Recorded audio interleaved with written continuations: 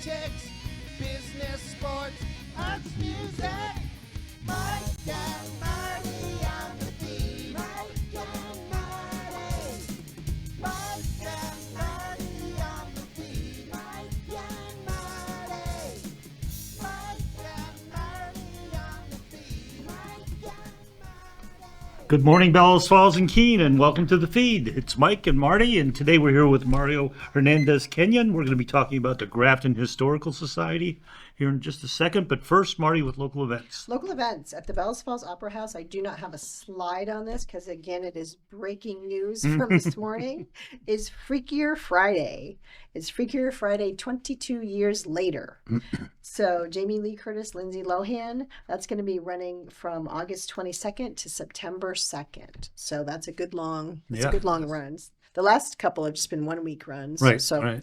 I do have a slide for the classic movie. The classic movie is A Simple Favor, which fascinated me that it was considered a classic movie, but I think it's just a movie that hasn't been it was actually a movie from 2018. Yeah, I know. It's not that. I just recently saw it. So, because A Simple Favor 2 came out. Mm-hmm. So that's sponsored by Friends of Josh Mosier. If you're an Anna Kendrick fan, it's a good movie. It's a typical Anna Kendrick character. It's a typical Blake Lively character. But it's an interesting movie. It's just, that's all I'm going to say. It's interesting. No spoilers. Shout out to our kind of sister media folks. Wool FM is celebrating their 20th anniversary. That's hard to believe, isn't it? It is hard to believe. I remember when they were trying to get it going, Right. and the whole bit. They're going to do a block party fundraiser. It's Saturday, October. No. Saturday, August 23rd, which I believe is this Saturday. Although That's I right. am losing time because the weather makes it feel like September. And yet, anyway, that's from 2 p.m. to 10 p.m. at the Waypoint Center. There'll be food, there'll be music, there'll be raffles. You can read the long list of bands that are on the poster, including the only name I recognize is the Milk House Heaters. The other ones I'm just not familiar with. Tickets are on sale in advance, $18, or you can pay $20 at the door. For children 12 to 18, it's $8 in advance, $10 at the door, and children under 12 are free. Oh, good. So those are my local events.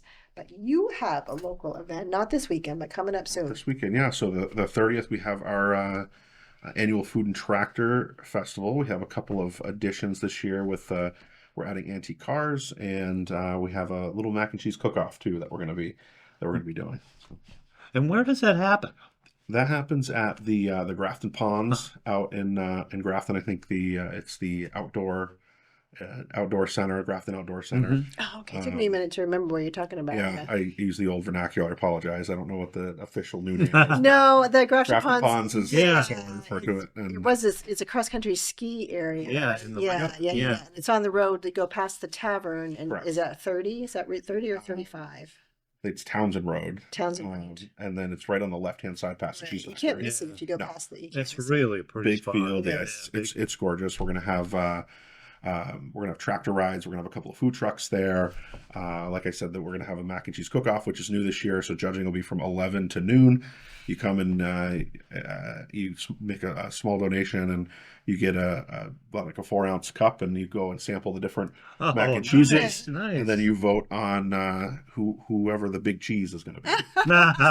And what's the prize? Let me guess. Is Grafton cheese the prize? No, it's actually not. Although they've been that's some of the best cheese around, I personally think. But no, we have a nice apron that says Grafton Big Cheese Champion, and we have a wooden bowl, custom wooden bowl made by nice. Ned Mortensen at Hammer for Hire. He's donating his time and building perfect. us a nice little bowl for that. So some bragging rights. Some bragging rights, and hopefully we can grow that a little year over year, because it's definitely a nice tie-in to Grafton cheese and Do you know who's going to compete yet, or do you? I don't. I mean, I'm not as close to that list as I probably should be. Yeah. But we're inviting anybody that feels like they have the best recipe in the valley, and to come on and now are you trying to? Maybe it's a little bit of both. Are you trying to connect more to restaurants and other food truck people to get their to get their entries in, or individuals, or A healthy everybody? mix of both. We'd love to have Yeah. local vendors. We all have our favorite mac and cheeses around. We'd love to get those folks involved, and especially anybody that has a food truck around. We'd love to taste your mac and cheese, but also those home recipes that people have. They have different takes on mac and cheese and flavors and things like that. Nice. Personally, I'm more of a traditionalist. I don't like a lot of stuff on top of my mac and cheese, but I like to try all the different kinds. Well, Yeah, I we know just- lobster mac and cheese is really big this year for some reason. Yeah, so I think it's been big for a while. yeah, Yeah. lobster mac and cheese, and people do pulled pork, and they do brisket, and then there's a lot of different things you can do with it. I get the lobster mac and cheese. Like, I get that connection. Yes, that really sounds good. Because it's like the creamy, and then the lobster's kind of creamy. I don't quite get the brisket. Yeah, oh, that's very I can see the Yeah. pulled pork, because of course again, I'm thinking like the way they connect together. Yeah, The brisket's usually like, sometimes it's like slices of brisket, but I guess it would depend on how that's how they're presenting how the it's brisket. presented, but 'Cause it seems to me like you got two different things going on. You got your brisket and your mac and well, cheese hopefully we is have a fine. good sampling of all, and you can Perfect. Yeah, that's Perfect. right. and try it Do it. on the 30th. Well, with 802 Soul Food I was was here a just couple gonna of weeks say ago. that. They're doing a mac and cheese and a hamburger, Okay, but it's a burger. Yeah, they Okay. call it the Max Burger. Okay, It's really all right. it's. So if Marcel, if you're watching, make sure that you Yeah, make some that of your would mac be- and cheese and Yeah. bring it to the Grafton Food mac and cheese competition, and you can get a nice little apron if you Absolutely. win to wear Absolutely. the big cheese to wear with your food truck. Yeah. Your food. So you said that it's new this year, antique Cars and trucks, yeah. So we've historically done just tractors, and it's been sometimes hit or miss, right? Like this time of year, a lot of the folks that have these antique tractors are still working tractors. Oh, So okay. they Yeah, they might- sometimes, like last year was a beautiful weekend. They were in the hayfield. They had to bale hay. They had to cut the hay. So You had to have a stand-in. yeah, we kind of had to have a little bit of a stand-in. So we're opening up to antique trucks and cars. So folks, if you're putting them in the parades and you want to show off your cars and trucks as well. Of course, antique is definitely a relative term. I think that goes back to like 1995. I think. I was going to say, sadly. 1985, Sadly. 1995 Oh, trucks. don't say the word 80s and I antique know, in the I same know. sentence, Mario. It's like when my kids say, "You were born in the late 1900s." I said, "Yep, that's true." But we're gonna have that opened up. We're hoping to get some excitement and get some more folks there as well.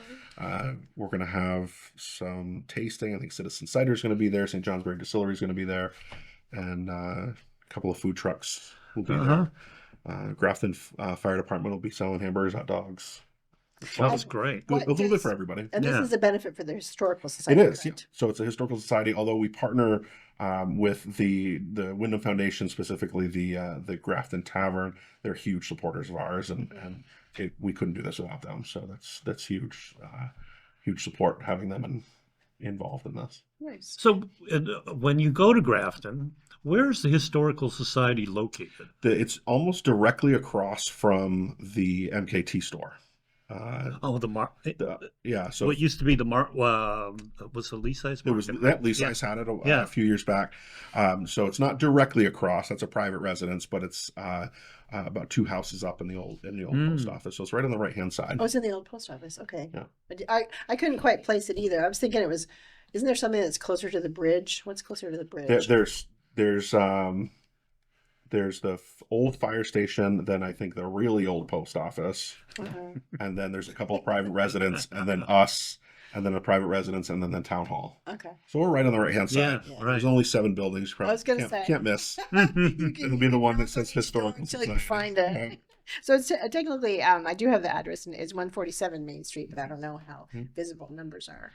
Yeah, and we have our new exhibit up. It's what would you stand for, and it's about the revolutionary ideas and 250th anniversary of the neat. revolutionary. So we're starting that this year and taking that through next year, and you can see some of the influential folks that came out of Grafton that had influence on the world stage. So Lucy Daniels and Judge Barrett and these folks that had different impacts on. I'm fascinated. We were talking a tiny bit before the cameras came on about the rich history of Grafton. You said at one time the Grafton had 2,000 residents in the 1860s when the wool, sheep and wool trade was kind of at its height. We had the merino wool from Spain, and Spain really controlled the access to merino wool. So Grafton had a large population of sheep, and we had about 2,000 residents at that time. Hard to believe that's 4 times what we have now. I think it's about 500 people there. Yeah. So.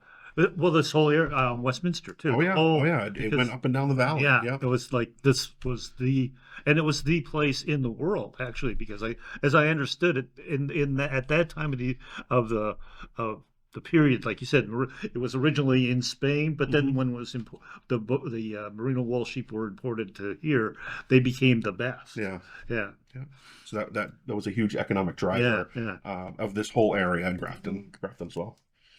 And then we had the river, but did that then connect to the mills that were here and the river? Yeah, so the Saxons River came down through Grafton and then through Cambridgeport, through Saxons River, and there were a number of mills along the way, and water was diverted and to power the mills and such. So there was quite a few of mills that supported that industry. Mm-hmm. It's interesting because you're usually more the history, connected to history and intrigued by it. But just looking at the new website, which is graftonhistoryvermont.org, there's so many, like, because it's really user friendly, and you have there's little images on, and you can click on, like Daisy Turner. I had no idea about that connection. Yeah, Daisy Turner is a lifelong resident of Grafton, and she was a wealth of knowledge, and definitely come to the museum and take a look. We also have the Turner Center in Grafton.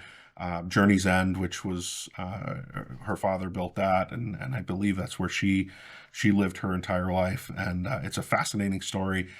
Ken Burns actually featured her in his documentary about the Civil War back, I don't know, probably in the 90s, late 80s, 90s, and just a fascinating human, incredible storyteller, and her direct connection to the Civil War and what that chapter was in our history is pretty fascinating. And I think it's funny because my kind of I just didn't know there was such a rich history in Grafton, and so my kind of thought was it was more of a second home place, a place, the Grafton Tavern was a place, kind of elite hotel where people came, to come to Vermont and get the quintessential Vermont experience. I just didn't know there was that much history there, and that's really people still live there. I know that, right? I know that. I know it's not just a postcard. No, I know, and I know. And sometimes when you live there and everyone thinks it's what it is, it kind of is not it's not always fun sometimes. But it absolutely is everything you say it is. It's gorgeous, and if you look back at the history of Grafton, with the 1780s tax sale, that's how my family first came to Grafton. They bought land on speculation in the 1780s because someone didn't pay their taxes and they got a good deal on it. So there's been this throughout history, it's been a mix of folks that move here, folks that live there, and that hopefully that'll continue, and you have to have a good mix of folks to make a thriving community. That's 100%. true. And I think like just the fact that you are such good stewards of your history, I think is important too, to make sure that when people do come, that they understand. It's not just getting away to Vermont. There's history here. There's history that's important to the whole country. Yeah, right. Absolutely. And go ahead. No, I was going to say, I was going to tie it back to the website that you were talking about. That's the first iteration or the first piece of update that we've done with our idea project or digitization project that we're talking about back in March. And this last year, we've got a ton of donations from folks, but this last year was really laying the foundation of upgrading equipment, upgrading software, going through different files. And now that we have the new website, it's going to allow people to have access to our resources and our archives a lot easier. And we have folks that are looking to update information on the scrambles that we talked about last time. We have folks that are doing some work with the gravestones. We have folks that are doing some work with soapstone and just all of this different stuff that's happening. It'll allow people to have access to it much easier. That's going to be a big difference. Yeah, it's important. Yeah. I think it's important that we respect and document that history, because otherwise it's going to get lost. And make it accessible too. I mean, because people don't go to museums as much as they used to, I don't think. I mean, to physically go into a building and look at, but they do, they're online all the time. Absolutely. And the ease of navigation that you referenced Yeah, is very easy. so much easier. And even on a mobile device, it's easy to navigate, which is great. So we definitely needed to do some updates there. And, we continue to have support from the community in that capacity, so we can do that kind of stuff. Nice. No, it's very, it's funny because if you weren't doing this work and nobody was, we were talking even just within my family, we're trying to remember some stuff. And we would have asked my mom, and my mom would have remembered it hands down, right? Yeah. She's not here anymore. And we're like, oh, why didn't we write something like that down? So you're taking all this rich history and you're making sure that, and the same thing like with the Bells Falls Historical Society in their new location where they can make Absolutely. it more. And I know they're doing archiving and the same type of thing. It's so important, and it's great that there's people that have passion for that. Yeah, and what's one of the things that I want to continue or try to do is, thank God some folks had the wherewithal or the idea to document Daisy Turner's stories. That's what I mean, yeah. Think about Imagine if in the you had- 1980s, she had lived almost 100 years at that point, or just over 100 years, and they were documenting what she experienced in the late 1800s, early 20th century, and thank God we have that documented. We're trying to do something similar with things that are happening in Grafton. So when we did the scrambles, we were here talking about, we were having a roundtable discussion around the scrambles. We had guys that raced there. They're in their 80s now. If we wait 10 or 15 years, they're not going to be able to tell us about, how they raced the California guys or how they raced the Canadians and what the dynamic was like on the track or the conditions of the track. Same thing we just did our annual meeting, and we had a roundtable discussion around baseball in Grafton. In the late 50s, we had an elite semi-pro team, and we had guys that were trying out for, the Cincinnati Reds, and we still have 2 or 3 guys that remember playing on that team. And if we don't document it now, 100 years from now, that information is going to be lost. Did that feed at all into testing my memory here? The Sections River Pirates, weren't they kind of semi? They were. They were like a feeder team for something. They were all around that time, and I think it might have predated the Pirates. But these were folks. They had 2 teams. They had one team that took it really seriously, and then they had a team that was like, I don't want to sit on the bench. I just want to play. I think we probably call it a beer league now if we were to. But they had a couple of teams, and one of the teams, and I think believe it was 57. They won the New England championships, and they had a chance to go on to the Nationals, but they just couldn't pull the funds together, so they had to back out. But it was a big sense of pride of the town and Grafton baseball in Grafton. So that's kind of the flavor of what we're trying to bring is recent history where folks, our age may be like, oh, that just happened, oh, that was just something we did as a kid. But when you fast forward 60, 70 years, it's going to be the world is going to be a different place. And how we grew up is going to be, it unfortunately is going to be something for a museum or history, right? That's what happens. That's what happens. Before devices, yeah. I guess I'll go back to the whole thing that I say a lot, because you see it on Facebook all the time. There's nothing to do around here.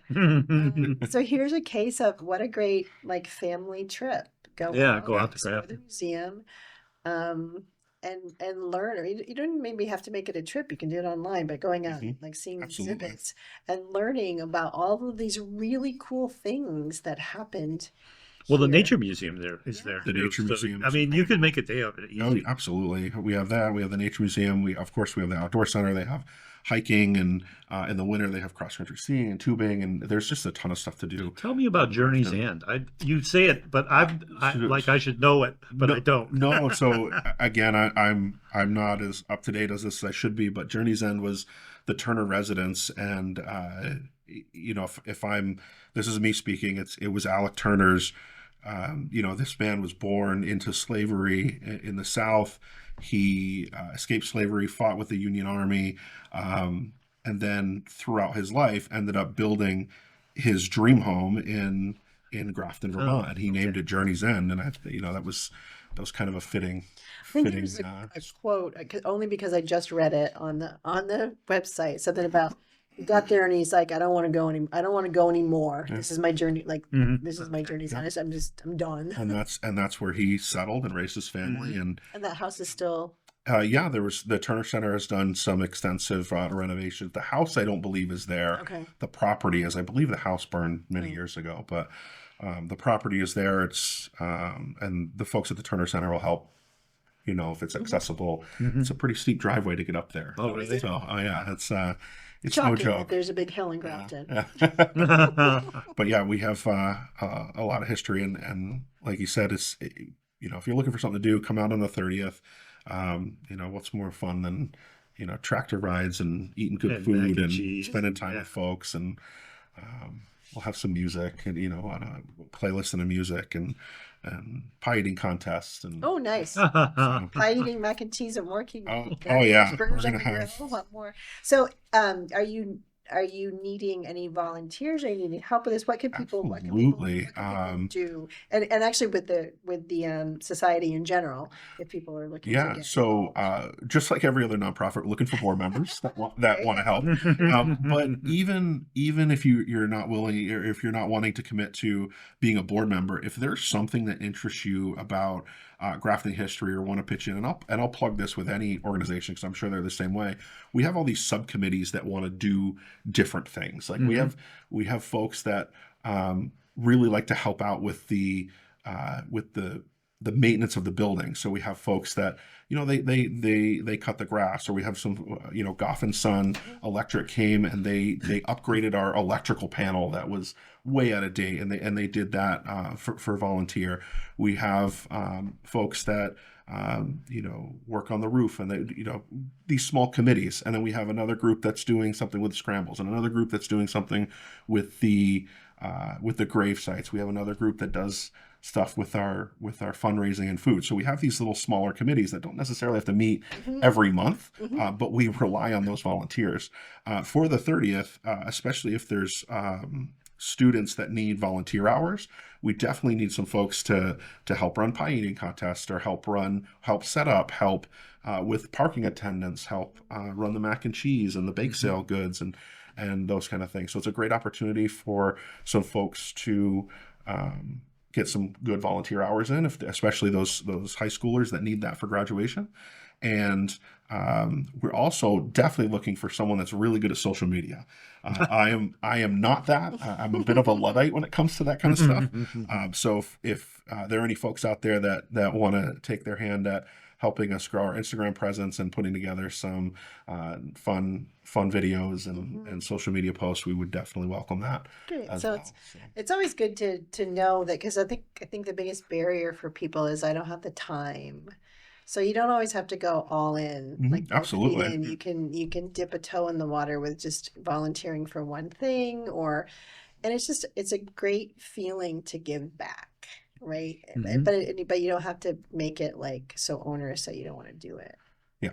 And the committees that are there are the folks that they're passionate about that. You know, the folks that are doing the gravestone stuff, they're really passionate about that. Started with a rabbit hole, right? They wanted to know about, you know, what does Memorial Day in Grafton mean, and they started that project. And the folks that are doing the scrambles remember going to those scrambles, and they remember what it was like, and they want to make sure that we're preserving that history. So and the folks that are helping us with the building, they want to make sure that we're there for another 60 years. So Just quickly, we've got about 3 minutes. The gravestone project, what exactly is that? Essentially, they're going through and updating all the gravestones in Grafton, linking them to Find a Grave.